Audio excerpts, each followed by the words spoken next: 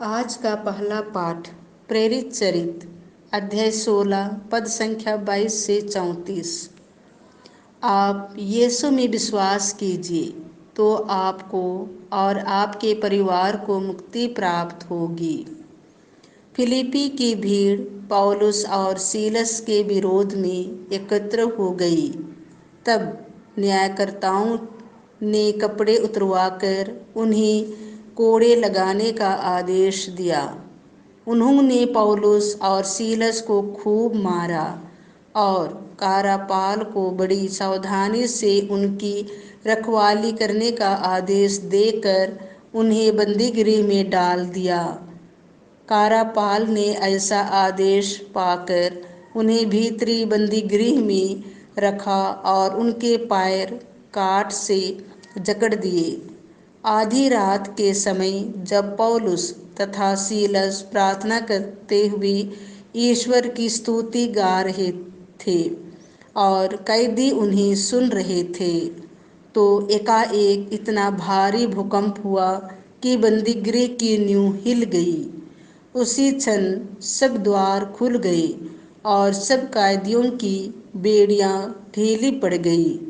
कारापाल जाग उठा और बंदीगृह के द्वार खुले देखकर समझ गया कि कैदी भाग गए हैं।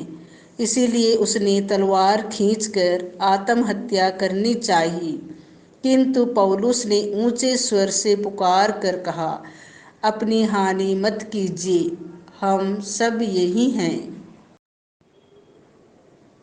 तब कारापाल चिराग मंगाकर भीतर दौड़ा और कांपते हुए पौलुस तथा सीलस के चरणों पर गिर पड़ा। उसने उन्हें बाहर ले जाकर कहा, सज्जनों, मुक्ति प्राप्त करने के लिए मुझे क्या करना चाहिए? उन्होंने उत्तर दिया, आप प्रभु यीशु में विश्वास कीजिए तो आपको और आपके परिवार को मुक्ति प्राप्त होगी।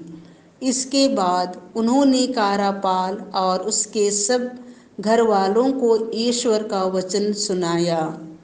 उसने रात की उसी घड़ी उन्हें ले जाकर उनके घाव धोए। इसके तुरंत बाद उसने और उसके परिवार ने बपतिस्मा ग्रहण किया। तब उसने पौलुस और सीलस को अपने यहाँ ले जाकर भोजन कराया और अपने सारे परिवार के साथ आनंद मनाया, क्योंकि उन्होंने ईश्वर में विश्वास किया था। संत योहन के अनुसार पवित्र सुसमाचार अध्याय 16 पद संख्या 5 से 11।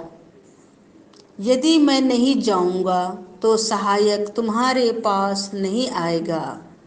यीशु ने अपने शिष्यों से यह कहा, अब मैं उसके पास जा रहा हूँ जिसने मुझे भेजा है, और तुम लोगों में से कोई मुझसे यह नहीं पूछता कि आप कहाँ जा रहे हैं।